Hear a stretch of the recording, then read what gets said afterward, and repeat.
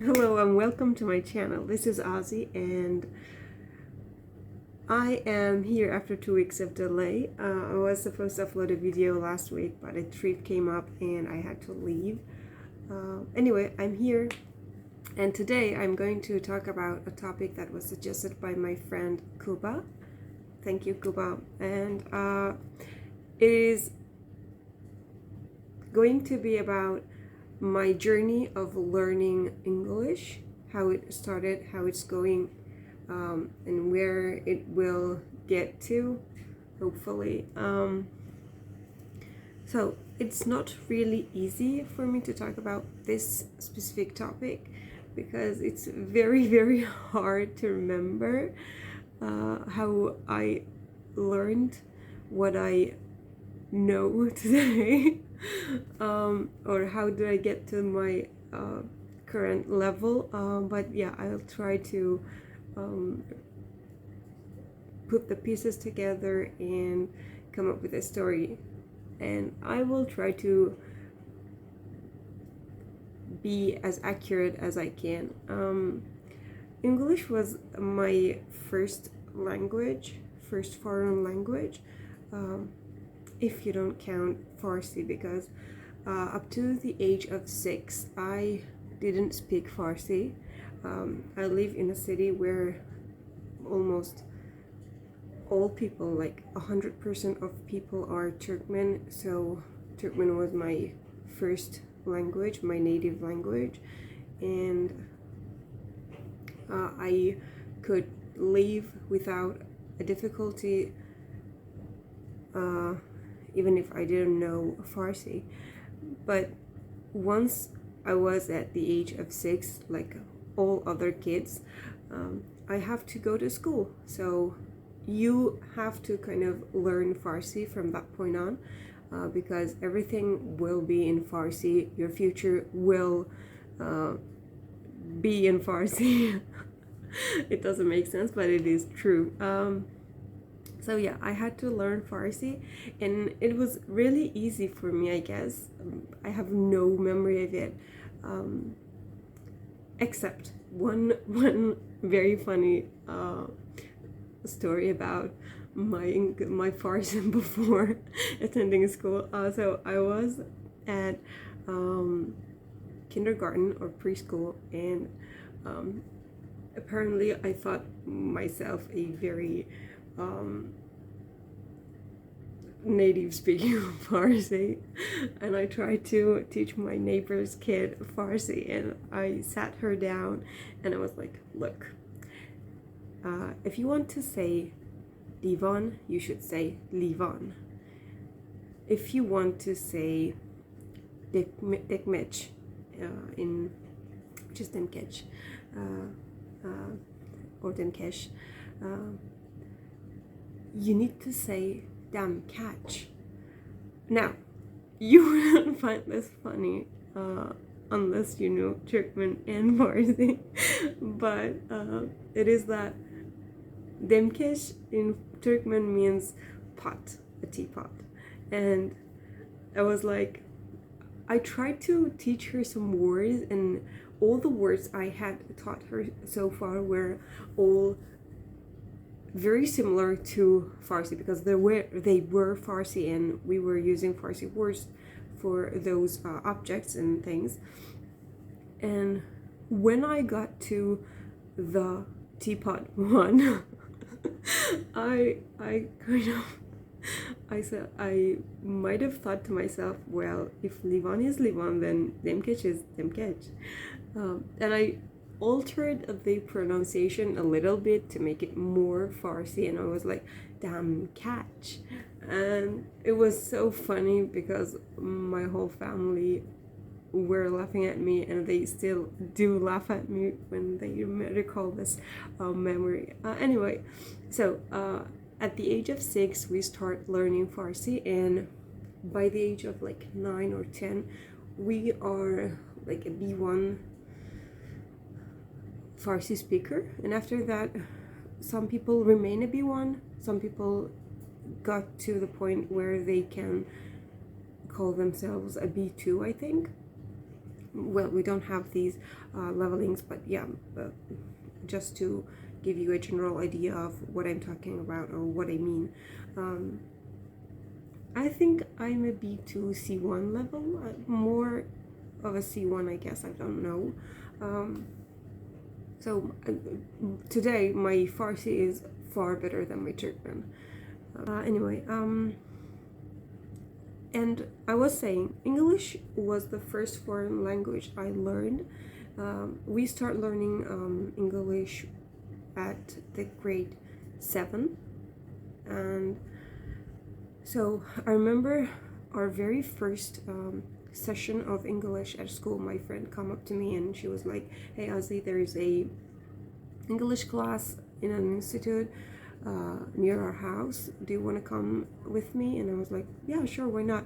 And I attended there, and thank God I did, because my first English teacher outside school was a true angel.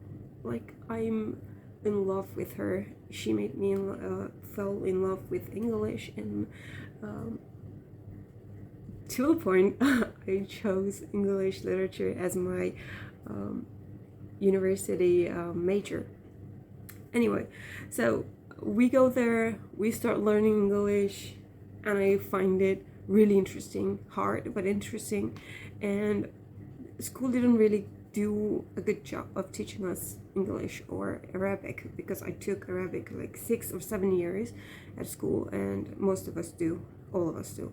Yeah. Anyway, and we know nothing of Arabic, neither English. Anyway, yeah, so I started taking classes, English classes outside school, and they were doing a very good job, because I didn't have any difficulty at school, and I kind of called myself a very good English speaker. I was not, I'm not. And I say not in a very, very funny way.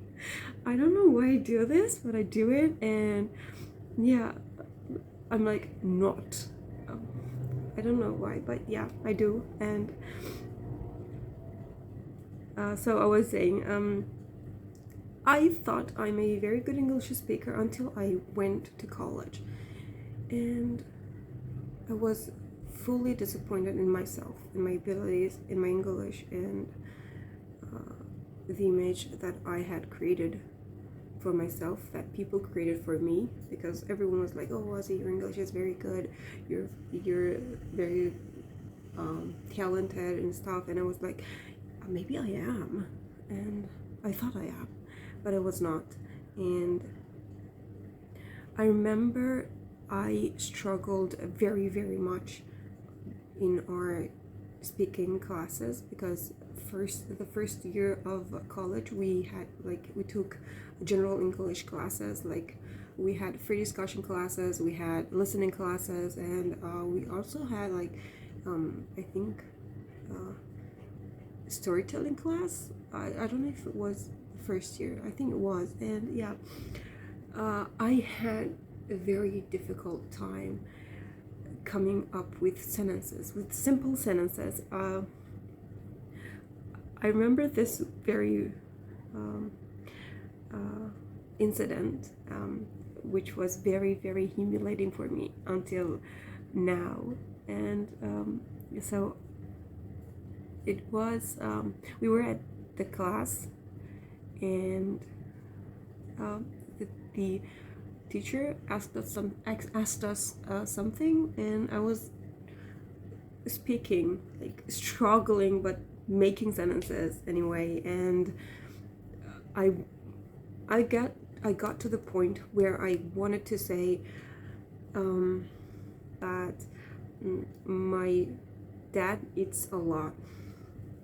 So this is a very simple sentence, and I remember it took me like 3 to 4 minutes to find the right words, or to be exact, the right word to use for a lot.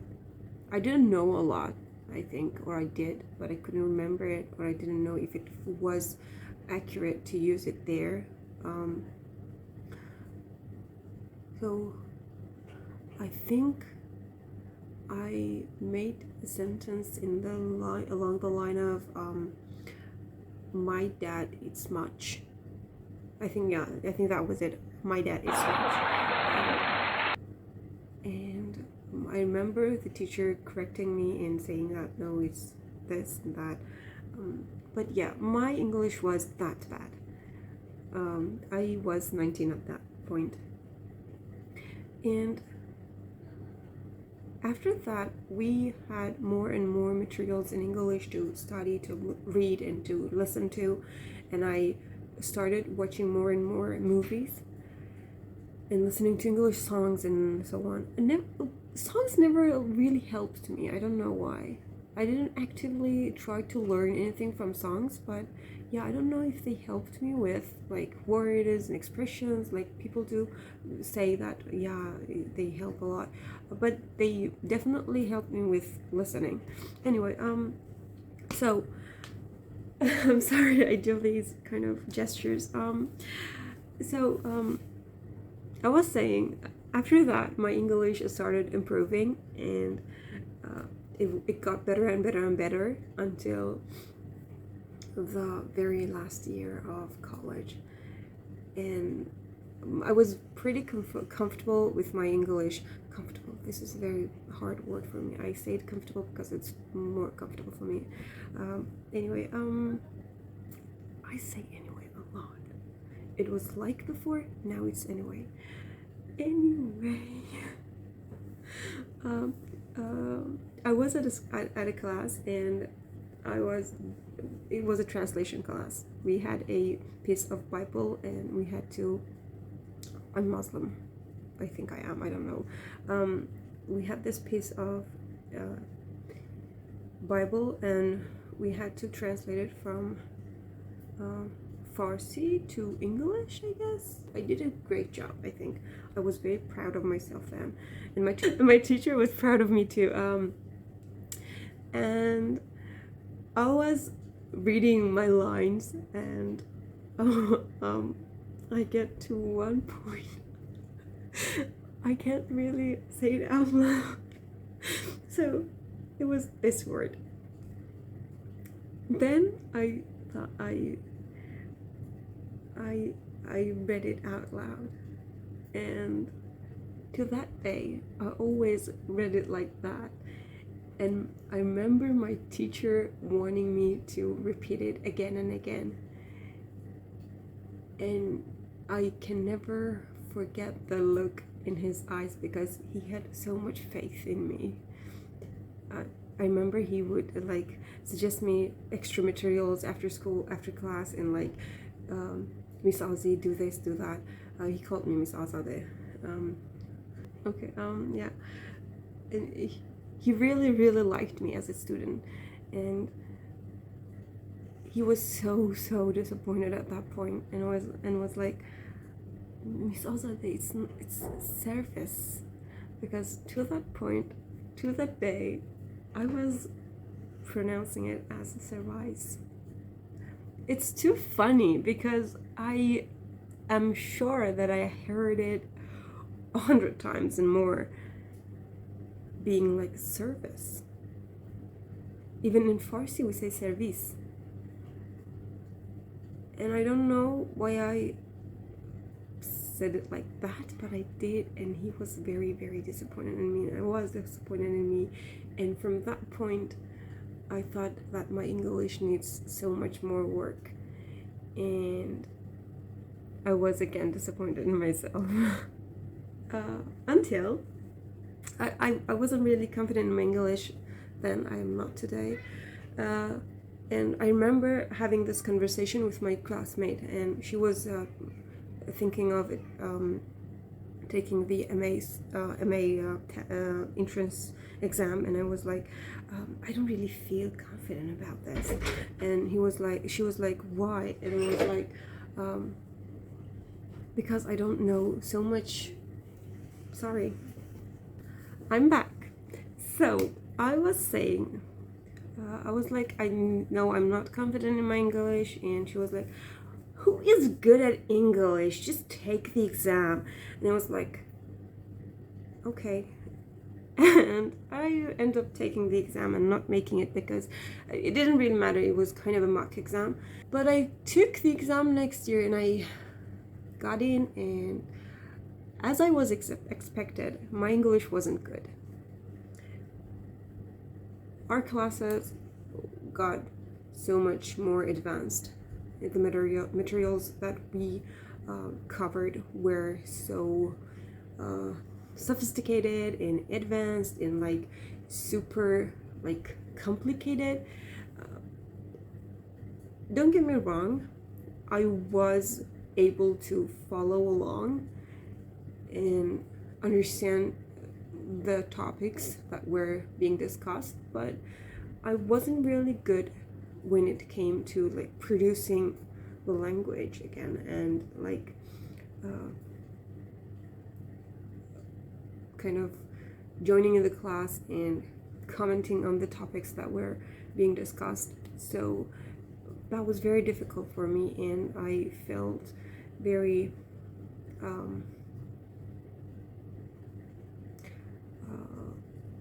encouraged until I was introduced to the world of fan fiction, and I started reading and reading. I remember that I cut down, oh my god, a cat, my baby. Anyway, sorry for that. So I remember reading and like cutting down my movie times and my K-drama times. I was addicted to them at that point. So all I did was reading. I didn't even look up meanings. Not that much, at least. Like, I occasionally used to like look up words that were repeating a lot in the text, but I just read, and I felt that I was getting better and better because I used to like say something, and I used to like come up with words that I didn't know I knew. I'm like, wait a minute, how did I know this? And I knew it. And then I thought about it, and I was like, oh, I read it somewhere. So that was when I realized that reading helped me a lot. And even now that I'm learning Korean, words stick to me when I read. Like, I do this exercise where I pick up a small text and I write it down a few times to practice my handwriting, and surprisingly enough, that way I learn more words than I learn with Anki or like any other methods that I use. I don't use a lot, but yeah, you get my point. Now, that's my journey. My plan for the future of my English is to practice more. Until a couple of months ago, I really didn't I really didn't think that my English needed to be improved, or like I needed to study for my English to improve myself. I mean, I knew that I lacked a lot, but I didn't really thought that I needed to study until I saw a post by Catalaneta. I'm sorry, that's how I pronounce her name. She was saying that even at an advanced level, or like even at an upper intermediate level, you still need to study. And I took up her words and ordered some books. I don't know if I showed you those books before, but let me do it now. Okay. These two books are the books that I'm currently using. English collocations in use and vocabulary for IELTS. Also, I have a book called Vocabulary for advanced level. I ordered these books and I'm so far focusing on this one more, and I really enjoy it. And for my speaking, this is what I'm doing. I don't know if it's helping. I've just done one video, this is my second one, and I hope it will help. I still look here, oh my god. I hope that it will help me. Oh, I forgot these. Yeah, I hope that they will help me. It will, this whole recording a video thing will help me to get through my speaking fear.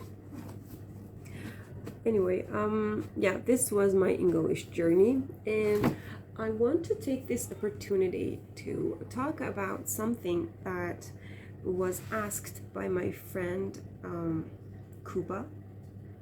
He has a very lovely blog where he posts his journey of learning languages. He's a polyglot and he's an amazing friend. He has this his very first post was like, what languages taught him, and he asked us to talk about the same topic. Oh my god, she's here again. Oh my god, the love of my one and only. Oh my god, I love her. I love you. Meow meow. Selam.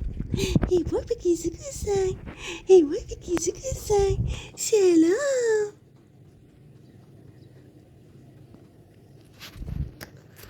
Okay.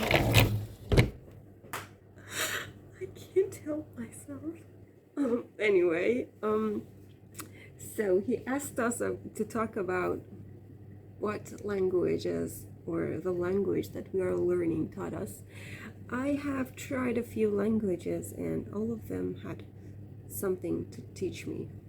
I realized this after giving this topic a thought. I really never thought about it from that point of view, whether they taught me anything or not. And I remember when I first read the post and when I first thought about this whole topic, I was like, I don't know, I don't think languages taught me anything, or I took any languages from them. But I gave them a second thought, and it dawned on me that they actually did teach me some things, and I'm going to read them for you because I wrote them down and to make some coherent points. Yeah, I'll be back. So let me start with my first language, Farsi. Farsi taught me the importance of input. For a very long time, I only listened to cartoons and to all those TV shows in Farsi without speaking a word. But I really saw how they all helped me to learn faster, to speak in shorter amount of time. I think what I have to do for my other languages as well, to listen and absorb all these input that I can get. And I'm listening to more podcasts in English and Korean these days. And what English taught me is that school doesn't teach you shit. I'm sorry, but it's true. At least when it comes to languages, they do a very poor job. And I thought for a very long time that it's only in Iran that's like this, or the situation is like this. But being on Twitter taught me that it's really the same everywhere, that schools suck when it comes to teaching people a language. I told you that we learned Arabic for a few years, and Arabic is a very, very unique and pretty language, in my opinion, because of how it emphasizes on details, how a small alternation in pronunciation can change the whole meaning of what's being said. Arabic taught me that details matter. It's very, very fantastic and fascinating to me that how much it really revolves around these very small details, and how this is a very, very perfect language because of that. That's my personal opinion. You guys might have a different opinion. You could leave your opinion about Arabic, and if the details that I really find them fascinating are your favorite as well or not, or what's that you like about Arabic if you learn Arabic, or you know Arabic for that matter. Then I think I need to make a video about all the languages I learned. But yeah, I gave Russian a try. This was actually my first self study of a language. I tried to learn Russian. I remember I used a very, very old book of my dad, and to learn how to read and write the Celtic or Celtic letters. Russian taught me that you can learn a language by yourself. It is very, very amazing, because today I know that I learn better by myself, and it's because of Russian that I learned that. After learning or trying to learn Russian, I remember I didn't take classes, English classes, for a while. I didn't know if it was because of that or not, but yeah, I tried to learn by myself. We had a very poor internet connection, but we used to like download songs and stuff in movies sometimes. I think those was my attempts of self-learning English. And Korean is my current language, and I love it. I really, really enjoy learning it. Korean taught me the beauty of brevity. Korean is very, very unique to me because it can like capture a very deep and very huge meaning just in a few words. It's brief, but it's meaningful language. So I really, really like it for that. And French is my next language on my learning list, and I kind of started learning it. And French, I tried French before when I was in the university, and we had to like take a second language other than English, and we had our only choice was French, and I took it and I loved it until I didn't. But for a very long time I was like, I would never learn French again, until I went to MA, and I realized that how much English literature and philosophy and all those psychology even, all of those had very, very close relationship with French and French thinkers. So I thought, maybe I should start learning it again. And I did. I stopped.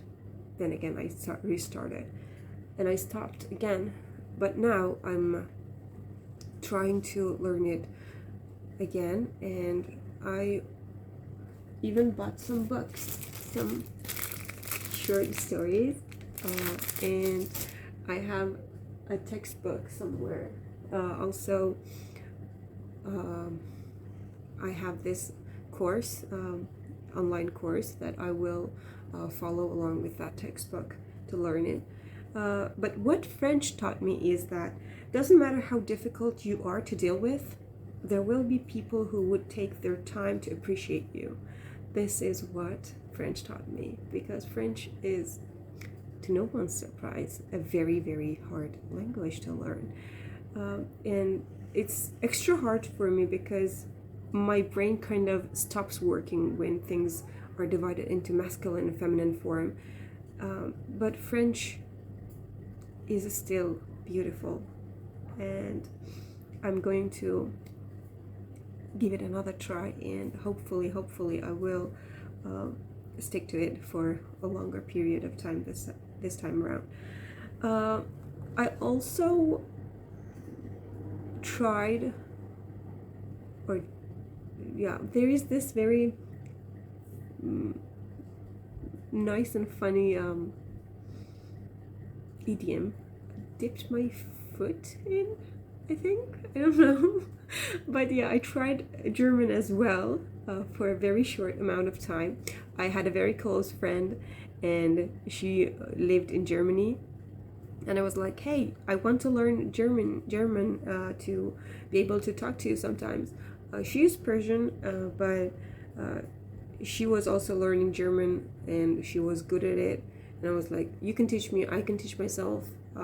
It will be fun. It was fun, but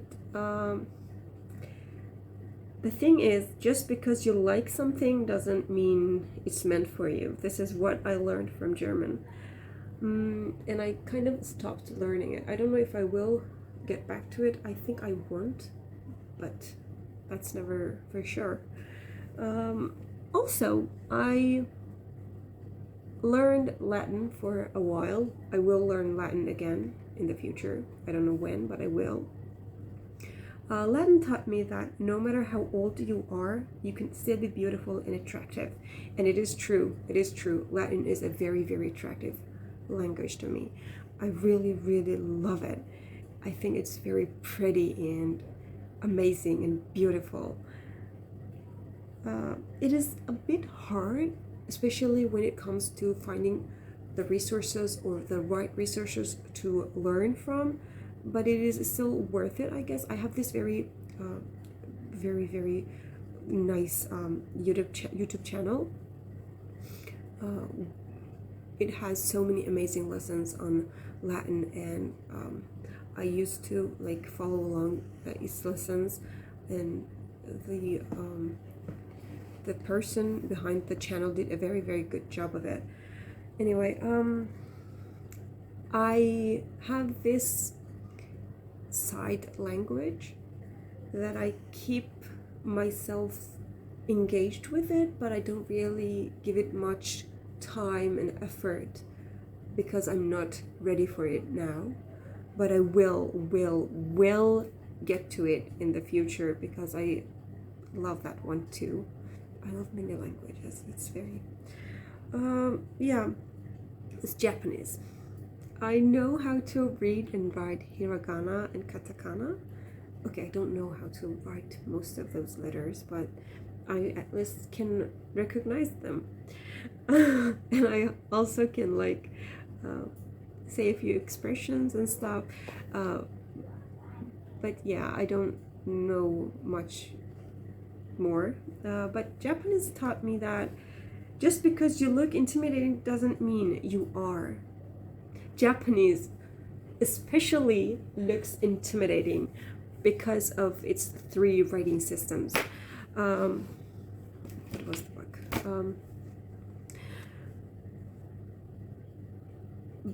But it's not really that intimidating. Once you really start paying attention to it and like digging into it, it's not that scary. It's not. And I actually feel very bad for it because many people think that it's intimidating, it's hard, it's scary, it's frightening. It's not. I will learn it in the future, and I will prove that it's not that scary. Anyway, I hope that this mess of a video was enjoyable for you, and I really enjoyed it this time around. I didn't have like these longer pauses that I usually have. And I'm sorry for the huge gap between my two videos. Yeah, thank you for watching, and thank you for liking the video. Yeah, I'm very grateful for you guys, for all of you who subscribed to my channel. I love you. And my sisters will watch this, and I want to tell them that okay, sorry, and bye.